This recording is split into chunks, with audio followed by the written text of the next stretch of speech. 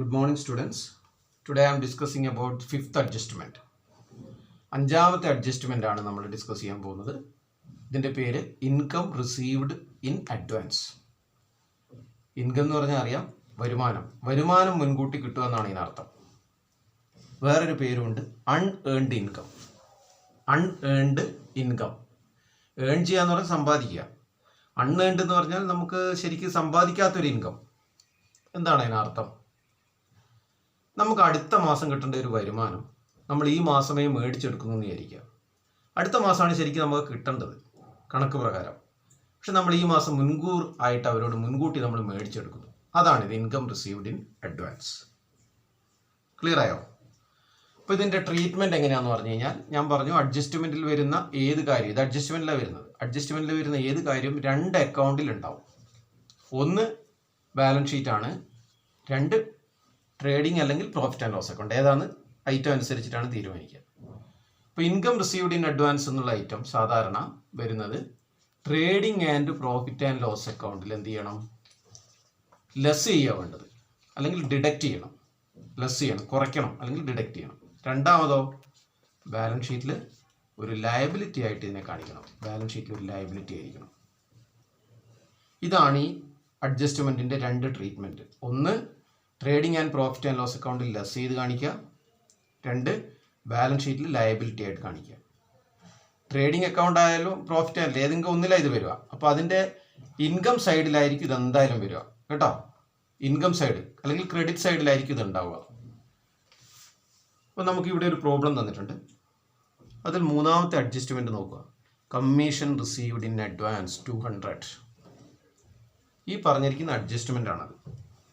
Income received in advance എന്ന് പറഞ്ഞ കാര്യം ഇത്. കമ്മീഷൻ റിസീവ്ഡ്, കമ്മീഷൻ മുൻകൂട്ടി കിട്ടിയെന്നാണ് പറഞ്ഞിരിക്കുന്നത്. അപ്പോൾ നമ്മുടെ ട്രയൽ ബാലൻസിൽ നമ്മൾ നോക്കുക. കമ്മീഷൻ എന്ന് പറയുന്ന ഒരു ഐറ്റം ആയിട്ടാണ് ഇതിന് ബന്ധം അല്ലേ. കമ്മീഷൻ മുൻകൂട്ടി കിട്ടിയെന്ന് പറയുമ്പോൾ നമ്മളിവിടെ ചിന്തിക്കേണ്ടത് കമ്മീഷൻ കിട്ടിയ കാര്യം എവിടെയെങ്കിലും പറയുന്നുണ്ടോ നോക്കുക. ഉണ്ടോ? യെസ്, കമ്മീഷൻ റിസീവ്ഡ് എന്ന് പറഞ്ഞിട്ട് 3000 പറയുന്നുണ്ട്. അപ്പോൾ ഈ അഡ്ജസ്റ്റ്മെൻറ്റിന് ബന്ധം ഇതുമായിട്ടായിരിക്കും.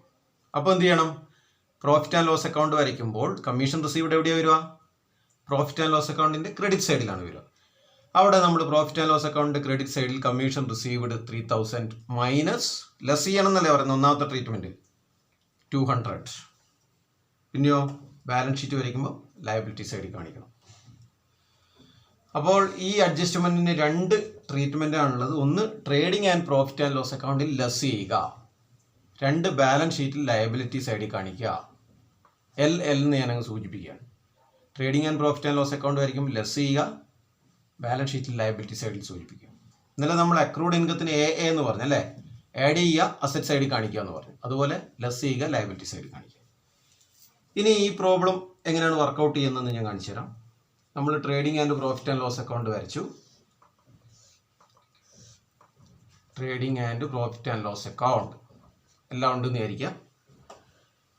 അപ്പോൾ നമ്മൾ ട്രേഡിംഗ് അക്കൗണ്ട് വരച്ച് അതിൽ എഴുതേണ്ട ഐറ്റം ഒക്കെ എഴുതി. എന്നിട്ട് എന്ത് ചെയ്തു? നമുക്ക് ടോട്ടലൊക്കെ കിട്ടി. അതിൻ്റെ ഗ്രോസ് പ്രോഫിറ്റാണ് കിട്ടിയെന്ന് വിചാരിക്കുക. അപ്പോൾ ഞാനിവിടെ ഗ്രോസ് പ്രോഫിറ്റ് കെരിഡ് ഓൺ ഒരു എമൗണ്ട് കിട്ടി.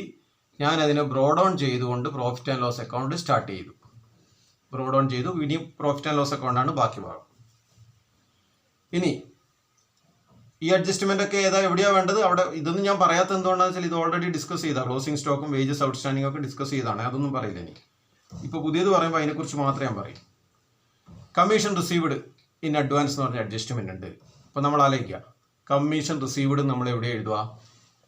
പ്രോഫിറ്റ് ആൻഡ് ലോസ് അക്കൗണ്ടിൻ്റെ ക്രെഡിറ്റ് സൈഡിൽ എഴുതുക. Commission received 3000. എന്നിട്ടോ ഇൻകം റിസീവ്ഡ് ഇൻ അഡ്വാൻസിന് രണ്ട് ട്രീറ്റ്മെൻറ്റാണ് ഉള്ളത്. ഒന്ന് ലെസ് ചെയ്യണം, ലയബിലിറ്റി സൈഡിൽ കാണിക്കണം അല്ലേ. ഒന്നാമത്തെ ട്രീറ്റ്മെൻറ്റ് എന്താ? ലെസ് ചെയ്യണം. Less income received in advance. എത്രയാണ് തന്നിരിക്കുന്നത്? 200. 3000 2000 200 പോയാൽ 2800. ഇതാണ് ഇൻകം റിസീവ്ഡ് ഇൻ അഡ്വാൻസ് എന്ന് ഈ പ്രോബ്ലത്തിൽ തന്നതിൻ്റെ നമ്മൾ ചെയ്യുമ്പോൾ ഇങ്ങനെയാണ് ചെയ്യേണ്ടത്. കമ്മീഷൻ റിസീവ്ഡ് എന്ന് പറയുന്നതിൽ നിന്ന് ലെസ് ചെയ്യുക. ഒന്നാമത്തെ ട്രീറ്റ്മെൻറ്റ് ലെസ് ചെയ്യണമെന്നല്ലേ പറഞ്ഞു. ലെസ് ചെയ്തു 200, ബാക്കി ഇവിടെ എഴുതി. പിന്നീട് നമ്മൾ അതിൻ്റെ നെറ്റ് പ്രോഫിറ്റും കാര്യങ്ങളൊക്കെ കാണുക. ഐറ്റങ്ങൾ എഴുതേണ്ടതൊക്കെ എഴുതുക, നെറ്റ് പ്രോഫിറ്റ് കാണുക. ഇനി ഇതിൻ്റെ രണ്ടാമത്തെ ട്രീറ്റ്മെൻറ്റ് പറഞ്ഞത് ബാലൻസ് ഷീറ്റ് വരയ്ക്കുമ്പോൾ എവിടെ വരും? ലയബിലിറ്റി സൈഡിൽ വരും. അപ്പോൾ നമ്മൾ ബാലൻസ് ഷീറ്റ് വരയ്ക്കുകയാണ്. ബാലൻസ് ഷീറ്റ് വരയ്ക്കുമ്പോൾ ഇത് അസറ്റ് സൈഡാണ്, ഇത് ലയബിലിറ്റി സൈഡാണ്. അപ്പോൾ ഇവിടെ നമ്മൾ പറഞ്ഞിട്ടുണ്ട് ഇങ്ങനെ എന്തെങ്കിലും ഉണ്ടെങ്കിൽ അത് എവിടെയാണ് വരിക? എല്ലെന്ന് നമ്മൾ പറഞ്ഞില്ല, ലയബിലിറ്റി സൈഡിലാണ് വരിക. ഇപ്പോൾ കമ്മീഷൻ റിസീവ്ഡ് ഇൻ അഡ്വാൻസ്, ക്രെഡിറ്റേഴ്സും അതൊക്കെ എഴുതിയതിന് ശേഷം ക്യാപിറ്റൽ എഴുതുന്നതിന് മുമ്പിലായിട്ട് ഇവിടെ നമ്മൾ ക്രെഡിറ്റേഴ്സിൻ്റെ അത് എഴുതുക, ബിൽസ് പേയബിൾ എഴുതുക. എന്നിട്ടോ ക്യാപിറ്റൽ എഴുതുന്നതിന് മുമ്പായിട്ട് കമ്മീഷൻ റിസീവ്ഡ് ഇൻ അഡ്വാൻസ് എത്രയാ? ഈ 200 കൂടി എഴുതണം. പിന്നീട് നമ്മളെല്ലാം എഴുതി കഴിയുമ്പോൾ ഓട്ടോമാറ്റിക്കലി എന്ത് ചെയ്യണം? ബാലൻസ് ഷീറ്റ് ഈക്വലായിട്ട് വരണം. അപ്പോൾ ഇതാണ് ഇൻകം റിസീവ്ഡ് ഇൻ അഡ്വാൻസ് എന്ന് പറഞ്ഞതിൻ്റെ 2 ട്രീറ്റ്മെൻറ്റ്. ഒന്ന്, trading and profit and loss അക്കൗണ്ടിൽ ലെസ് ചെയ്ത് കാണിക്കുക. 2, ബാലൻസ് ഷീറ്റ് വരയ്ക്കുമ്പോൾ ലയബിലിറ്റി ആയിട്ട് കാണിക്കുക.